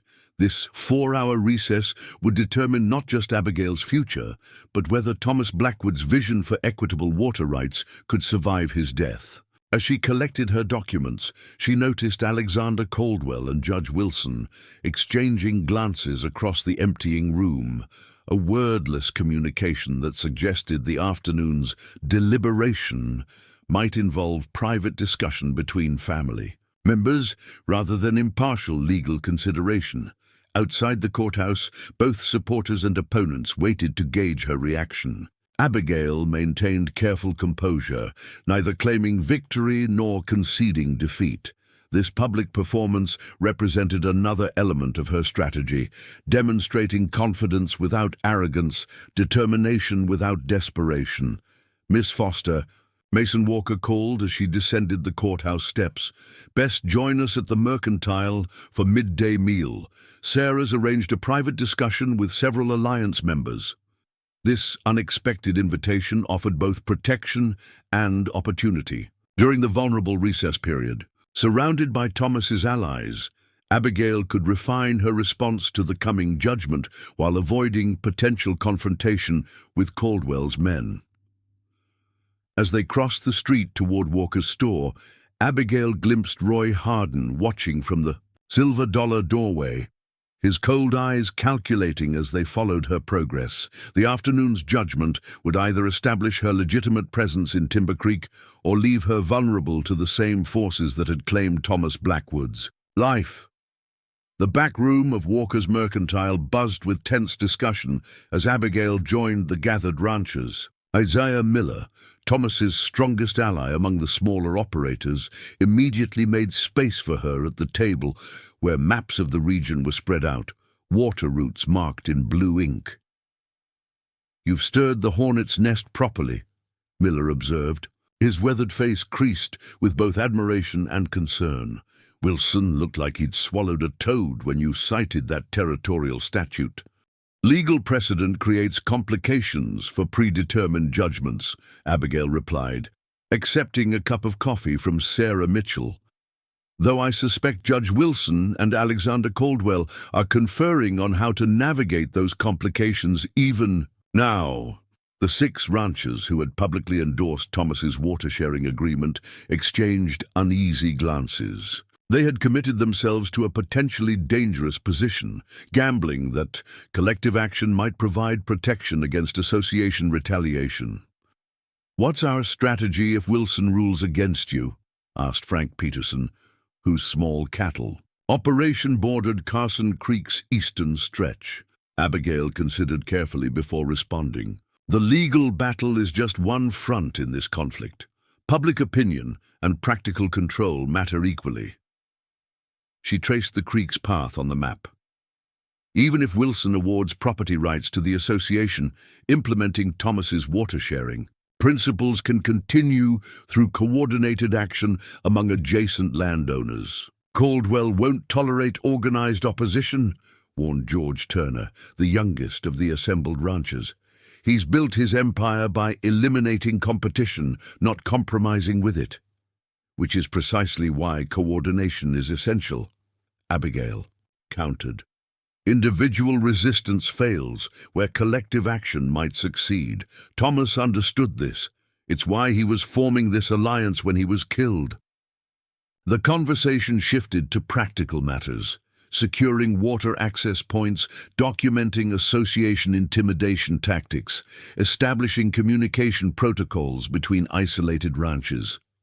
Throughout this discussion, Abigail absorbed their frontier knowledge while contributing organizational strategies from her Eastern experience. The unlikely partnership between a Philadelphia seamstress and Wyoming ranchers created a unique approach that might have amused Thomas, given his preference for practical solutions over traditional methods. As the meeting progressed, Mason Walker pulled Abigail aside, his expression grave.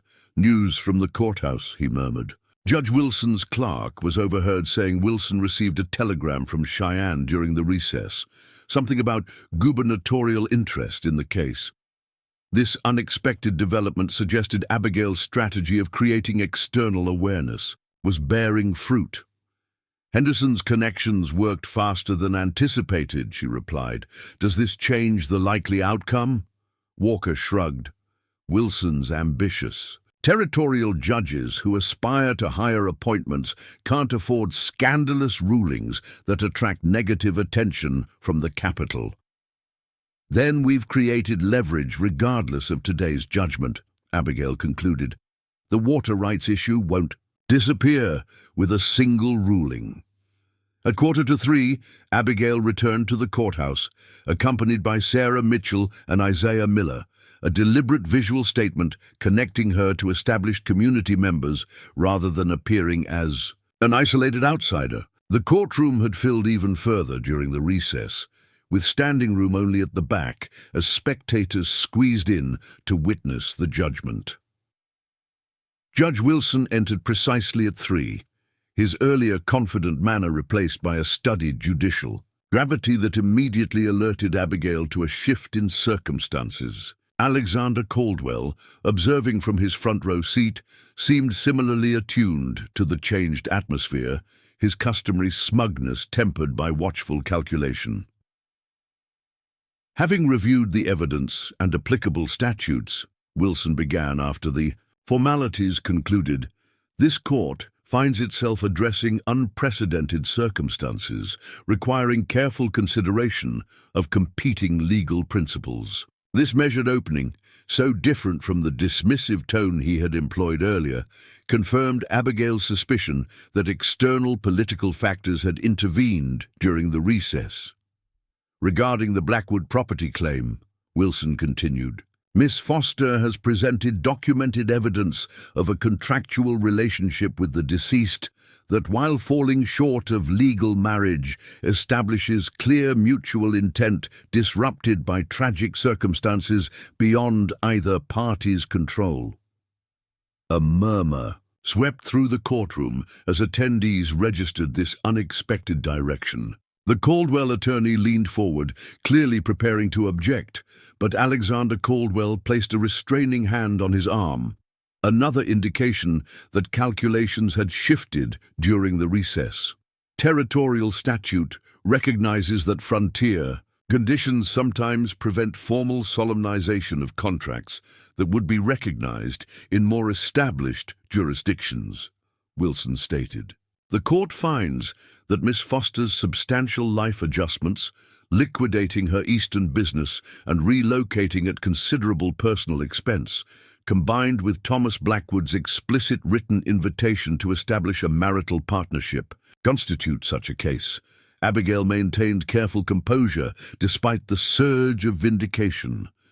The judge had found a middle path, acknowledging her claim without setting precedent that might threaten association interests in other contexts. Therefore, Wilson pronounced, this court recognizes Abigail Foster as holding widow's rights to the Blackwood property and associated improvements with all legal protections therein.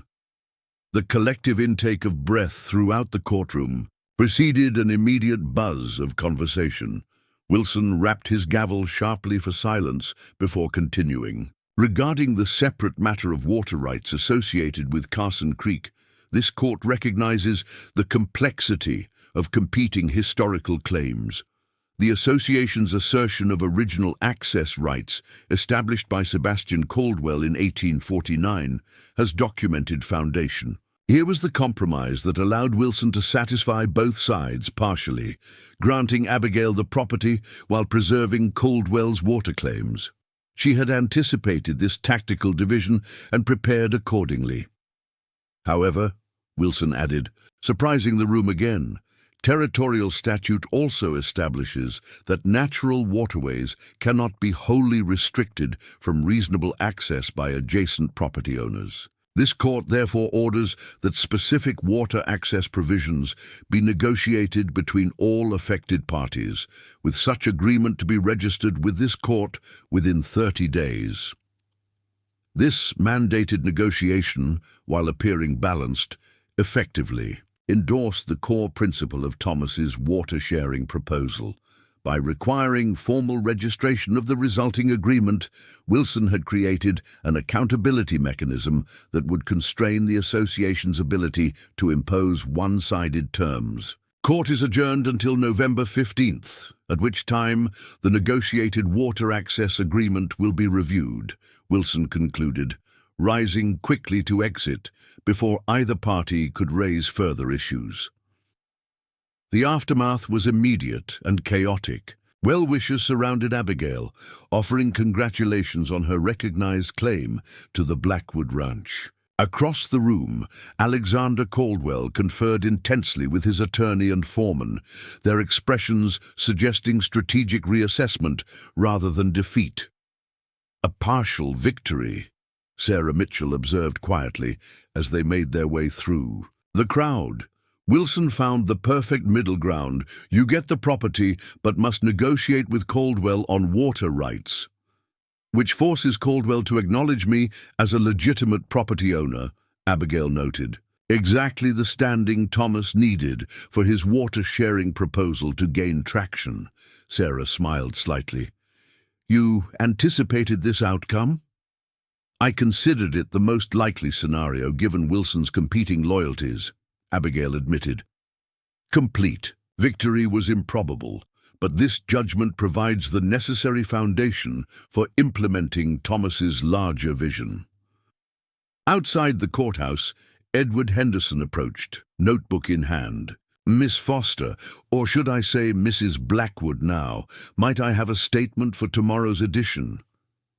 The question of nomenclature caught Abigail by surprise. While the court had recognized her widow's rights, she hadn't considered which name would now properly apply to her unusual status. After brief consideration, she made a decision that honored both her independence and Thomas's legacy. Foster Blackwood would be appropriate, Mr. Henderson. She offered a carefully composed statement emphasizing hope for productive negotiation with the association regarding water access that would benefit all area ranches. As Abigail prepared to depart, Alexander Caldwell intercepted her at the courthouse steps, maintaining a public smile that didn't reach his eyes. Congratulations on your creative legal strategy, Miss Foster, he said, voice pitched for privacy despite the surrounding crowd. Though I should warn you, court judgments and practical realities often diverge in this territory. I'm becoming increasingly aware of that divergence, Mr. Caldwell, Abigail replied evenly. Just as I'm aware that two men who opposed your water claims died under suspicious circumstances. What an unfortunate coincidence. The calculated risk of this direct reference to both Thomas and Jenkins momentarily disrupted Caldwell's composed facade. Something cold and dangerous flickered in his eyes before the public mask reasserted itself. Frontier life is full of accidents, Miss Foster. Isolation creates particular vulnerabilities. He adjusted his expensive coat with deliberate nonchalance. I look forward to our water rights negotiation. Roy Hardin will contact you to arrange the initial meeting. The implied threat lingered as he rejoined his son and attorney, their collective mood suggesting tactical adjustment rather than surrender. Abigail had won the first skirmish, but clearly provoked a dangerous opponent whose resources far exceeded her own. The return journey to the Blackwood Ranch, her ranch now, by legal recognition, provided time for both celebration and strategic planning. Billy Walker drove the wagon while Sarah Mitchell rode alongside, their animated conversation focusing on practical consequences of the judgment. You'll need help managing the property, Sarah observed. Winter's approaching and there's much to prepare. Assuming the cattle are returned, Abigail noted, this key detail having remained unaddressed. In court, Wilson's judgment implicitly includes livestock as property improvements, Sarah assured her. And though Caldwell will likely delay their return as long as possible, claiming administrative complications, which leaves me with a legally recognized ranch, but no actual ranching operation, Abigail concluded wryly. Perhaps not coincidentally. The eyes-out challenge ahead remained substantial. Establishing practical control of the property required more than legal recognition. It demanded resources, knowledge and manpower that Abigail currently lacked. Yet today's victory provided legitimacy that could attract the necessary support from Thomas's allies and others who opposed association dominance. As the wagon crested the final hill overlooking the ranch, Abigail spotted riders near the barn. 3 men examining the property with obvious purpose. Billy immediately recognized the potential threat. Association men, he whispered, pulling the team to a halt. That's Hardin with them. On my property without permission, Abigail noted calmly, though her pulse quickened. How interesting that their inspection couldn't wait until the court. Judgment was properly registered. Sarah's hand moved subtly toward the rifle, secured beneath her saddle. Shall we approach cautiously or directly? Directly, Abigail decided after brief consideration. Anything else suggests fear. We are the legal occupants responding to trespassers, not the reverse. This deliberate framing of the situation, reclaiming narrative control rather than accepting the association's presumed dominance, characterized Abigail's evolving strategy. Throughout her life, power disparities had been overcome through careful recalibration of expectations and perceptions, whether dealing with dismissive clients in Philadelphia or territorial bullies in Wyoming. As their wagon approached, Roy Hardin and his companions turned to watch, their postures communicating surprise at her immediate return.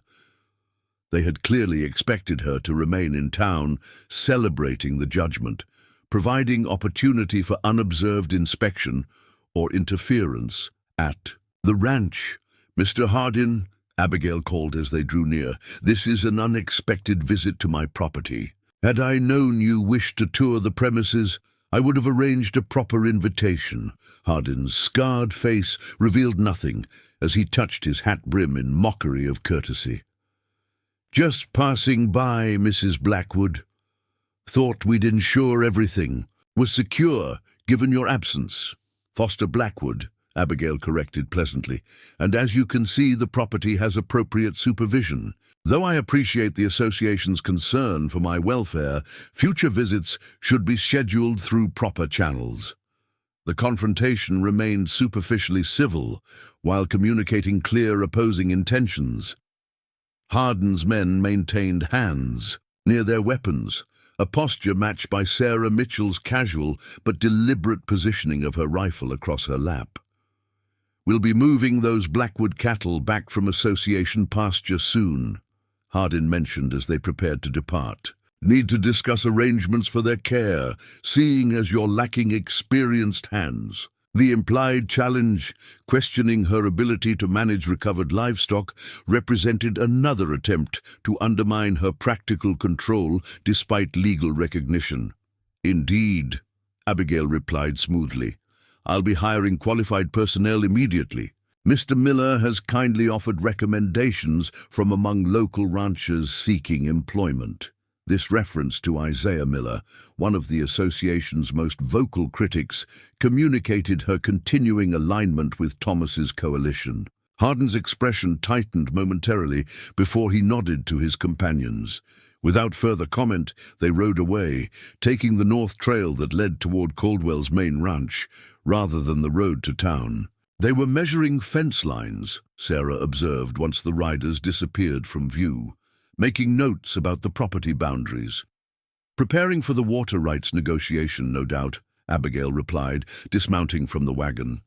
Knowledge advantages those who possess it. The remainder of the day passed in practical activities, securing the buildings, inventorying supplies, identifying immediate needs now that her residence had legal standing. As darkness fell, Abigail stood on the cabin porch, surveying her newly recognized property with complex emotions. Thomas Blackwood remained a presence known primarily through written words and others' memories.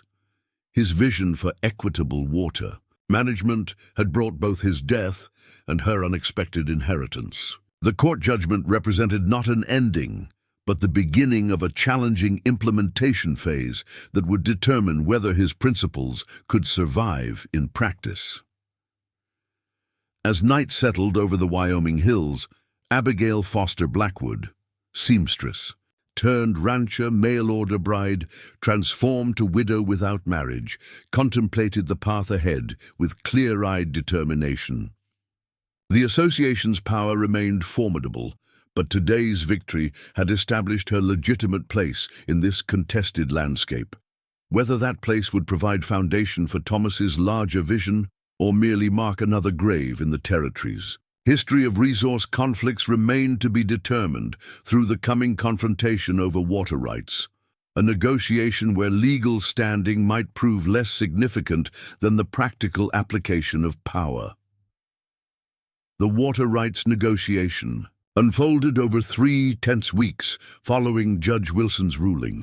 Each session brought Alexander Caldwell and his representatives face-to-face with Abigail and the coalition of smaller ranchers across a table in the Timber Creek Town Hall. Maps and documents spread between opposing interests like battle plans. In a carefully orchestrated war, Caldwell had approached these meetings with calculated strategy, opening with demands that would effectively render Abigail's court victory meaningless, proposing association control of all access points along Carson Creek with minimal guaranteed water allocation to adjacent properties. When this approach met unified resistance from Abigail's coalition, he shifted to divide-and-conquer tactics, offering individual ranchers preferential treatment in exchange for breaking ranks. Mr. Peterson has wisely recognized the practical benefits of association partnership, Caldwell announced during the third session, as Frank Peterson avoided meeting his former allies' eyes. His water allocation will reflect this productive relationship. The defection stung, but Abigail had anticipated such maneuvers. "Congratulations, Mr. Peterson," she replied evenly. "Though I wonder if the association's generosity includes written guarantees beyond the current season. Thomas's records suggest similar promises often proved temporary in previous years." Peterson's discomfort confirmed the accuracy of her observation, though Caldwell merely smiled thinly before continuing the negotiation. By session's end, the remaining coalition members had countered with a modified version of Thomas's original proposal, structured water access based on acreage calculations with specific conservation provisions during drought periods. "We'll review your proposal," Caldwell concluded, gathering his documents, "though I suspect Judge Wilson will find our approach more aligned with territorial precedent." The coalition lingered after Caldwell's departure, faces grim with recognition of weakening position. "Peterson won't be the last to break ranks," Isaiah Miller noted gravely. "Fear's a powerful motivator, especially with winter approaching and families to feed, which is why we need more than paper agreements," Abigail responded, unfolding a different map on the table. "Control of access points matters more than theoretical rights." Thomas understood this. It's why he began installing these water gates along the creek borders. The detailed survey showed Thomas's partially implemented plan for regulating water flow at key points where Carson Creek crossed property boundaries. The system, only half completed before his death, created physical control mechanisms that could enforce equitable distribution regardless of association pressure. Finishing this infrastructure before the final agreement gives us practical leverage beyond legal standing, Abigail explained. "Mr. Miller, could your metalworking skills reproduce these gate designs?"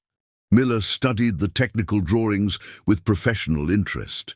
"Certainly, given proper materials, though installation requires access to creek sections across multiple properties, which is why we proceed simultaneously at all remaining locations," Abigail proposed. Coordinated action across 5 properties creates accomplished fact before the association recognizes the pattern. This strategic shift from negotiation to practical implementation energized the coalition. Within days, materials had been quietly gathered and work teams organized among trusted ranch hands. Sarah Mitchell's husband James, himself a skilled carpenter, offered essential guidance for the installation process. As these preparations advanced, Abigail faced another significant development: the return of Thomas's cattle.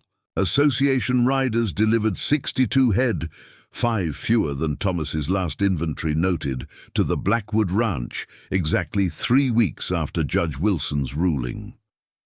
"Delivered as agreed," Roy Harden announced from horseback, watching critical evaluation. As Abigail inspected the herd, though managing them might prove challenging without experienced hands, his skepticism wasn't unfounded. While Abigail had studied Thomas's animal husbandry journals extensively, practical ranching knowledge couldn't be acquired through reading alone. Fortunately, she had anticipated this challenge. "Mr. Hardin, allow me to introduce Ben Reynolds," she replied, gesturing to a lean, weather-beaten man who emerged from the barn.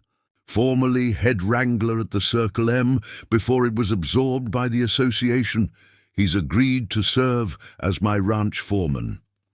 Reynolds had approached Abigail through Sarah Mitchell's introduction, an experienced cattleman whose opposition to association tactics had cost him his previous position. His expertise, combined with Abigail's organizational skills and 2 young cowboys similarly displaced by association expansion, provided the Blackwood Ranch with essential operational capacity. Hardin's expression darkened with recognition. "Reynolds, who thought you'd left the territory?" "Found reason to stay," Reynolds replied evenly, his hand resting casually near his holstered revolver. "Interesting to see these cattle again.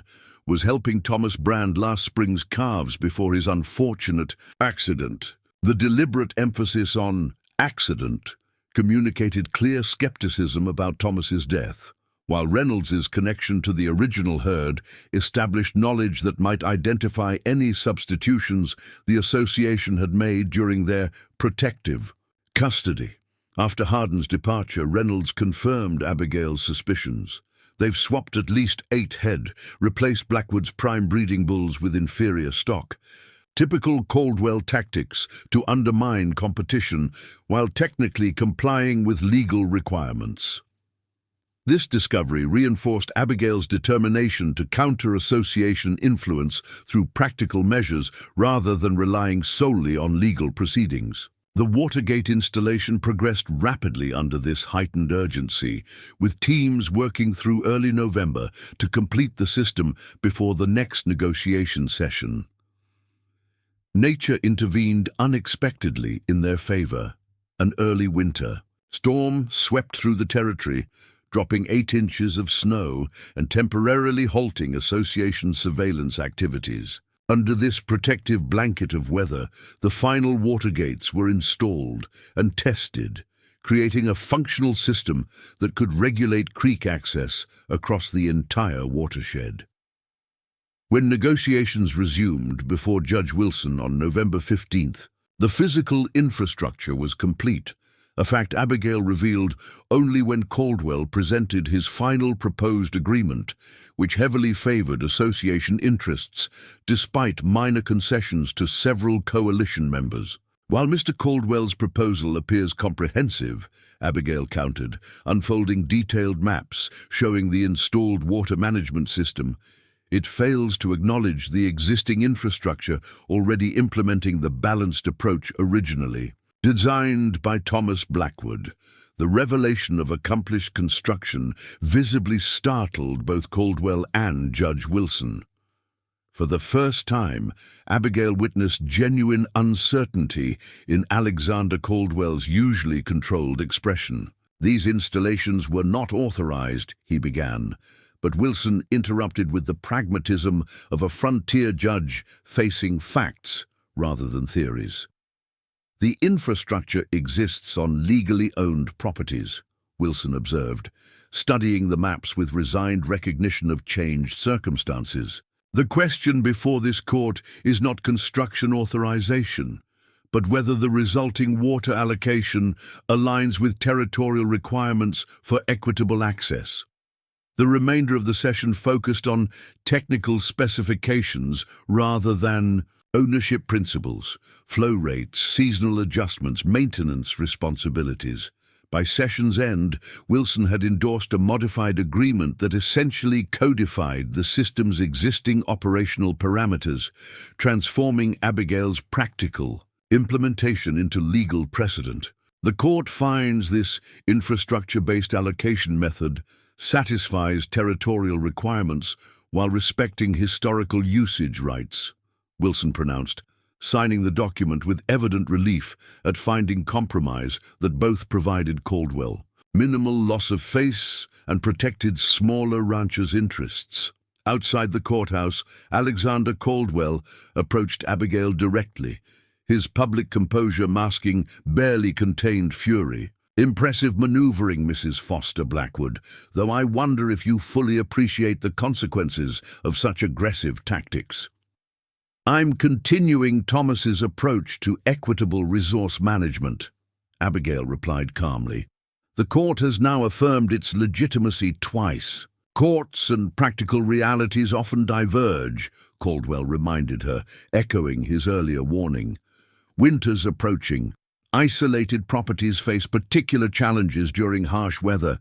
Accidents, equipment failures, unexpected visits, in from desperate men.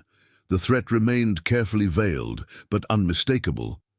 Abigail met his gaze steadily, her response equally measured. "How fortunate that Thomas established such strong connections with neighboring ranches. We've arranged regular patrol rotations throughout the winter, armed riders checking properties daily, particularly after unexpected visits are reported." This counterplay, revealing coordination specifically designed to prevent the accidents that had befallen Thomas and Jenkins, momentarily disrupted Caldwell's composed facade. Behind his carefully controlled expression, calculation was evident as he reassessed the risk factors in eliminating this unexpected obstacle to his regional dominance. "Enjoy your hollow victory," he finally responded. "Maintaining infrastructure requires resources beyond legal recognition. By spring, we'll see how your coalition withstands practical challenges." As Caldwell departed, Edward Henderson approached with notebook ready. "Care to comment on today's outcome for tomorrow's edition?" "Simply that Thomas Blackwood's vision for equitable water management has received both legal recognition and practical implementation," Abigail replied. "The system benefits all property owners while ensuring responsible conservation during drought periods, exactly as he intended." Henderson's perceptive gaze assessed her calm exterior. "And the not-so-subtle threats from certain parties." "Frontier challenges require community solutions," Abigail answered carefully. "Fortunately, Timber Creek has developed exactly such community response to shared concerns." The newspaper's subsequent edition framed the water rights resolution as both victory for independent ranchers and prudent compromise preserving association interests, a balanced presentation that allowed all parties to maintain public dignity, while privately recognizing the significant shift in regional power dynamics. As winter settled over Wyoming territory, the Blackwood Ranch established new operational rhythms under Abigail's direction. Ben Reynolds managed the cattle operation with practical efficiency, teaching her ranching fundamentals while respecting her administrative authority. The water management system functioned as designed, providing regulated access that prevented both waste and monopolization. Protection arrangements organized through Isaiah Miller and James Mitchell ensured regular armed presence across coalition properties, deterring the accidents that had previously eliminated association opponents. This security network, combined with Henderson's ongoing newspaper coverage, created sufficient public visibility to make direct violence against Abigail politically costly for Caldwell's interests. By December, the immediate crisis had transitioned to simmering tension rather than active conflict. Alexander Caldwell had redirected his expansion efforts toward the northern ranges, where opposition remained disorganized, temporarily accepting the Southern Coalition's independence, while presumably planning longer-term strategies for reasserting control. On Christmas Eve, Abigail hosted a gathering for coalition members and supporters in the Blackwood Ranch house, the cabin transformed through her seamstress's eye for design and practical improvements. As neighbors filled the expanded main room with conversation and laughter, she found quiet moment on the porch, watching snowfall soften the landscape's harsh lines. Sarah Mitchell joined her, offering a steaming cup of mulled cider. "Quite a transformation in 3 months," she observed, "both the property and its owner." Abigail smiled slightly, acknowledging the observation's accuracy. From mail order, bride to rancher was hardly the journey I anticipated when leaving Philadelphia. "Yet you've managed it with remarkable grace," Sarah noted. "Thomas would have been proud of what you've accomplished." "I wish I'd known him beyond his letters," Abigail admitted, her gaze drawn to the distant ridge where Thomas's simple grave marker stood against the winter sky. "Though perhaps we understood each other's essential character despite the distance." Inside, Ben Reynolds called for attention, raising his glass in toast. "Two absent friends and new beginnings," he proposed, his weathered face softening as he looked toward Abigail in the doorway. "And to the lady who reminded us that standing together against intimidation requires courage, but creates possibility." As glasses raised in response, Abigail recognized how completely her life had transformed since that stagecoach arrival in Timber Creek. She had come seeking security through marriage to a stranger, only to find herself defending his legacy against powerful enemies who had taken his life. The journey had demanded resources she hadn't known she possessed: strategic thinking, coalition building, practical determination in the face of intimidation. The Blackwood Ranch, under her direction, would never be the operation Thomas had envisioned when writing those hopeful letters to Philadelphia. Yet its evolution represented faithful continuation of his core principles: independence from monopolistic control, equitable resource sharing, community cooperation against systemic intimidation. As winter deepened across Wyoming territory, Abigail Foster Blackwood, no longer defined as mail-order bride or widow, but as rancher and coalition leader in her own right, contemplated the spring that would eventually emerge from these snow-covered hills. Alexander Caldwell's opposition remained a constant threat, requiring vigilance, but the foundation established through these challenging months had created resilience beyond what either she or Thomas could have achieved alone. The cabin that had awaited her arrival with such tragic emptiness now hummed with purposeful life and community connection. Whatever challenges the territory might present in coming seasons, she faced them not as vulnerable outsider, but as established defender of principles worth protecting, a legacy honoring the man whose death had set her on this unexpected path, and whose vision continued through her determined implementation. Beyond the warmly lit windows, Thomas Blackwood's ranch stretched toward the snow-blanketed horizon, transformed like its unexpected inheritor by circumstance into something neither had originally envisioned, but both would recognize as faithful continuation of shared values in this harsh, beautiful frontier landscape. Up next, you've got 2 more standout stories right on your screen. If this one hit the mark, you won't want to pass these up. Just click and check them out. And don't forget to like, subscribe, and turn on the notification bell so you don't miss any upload from us.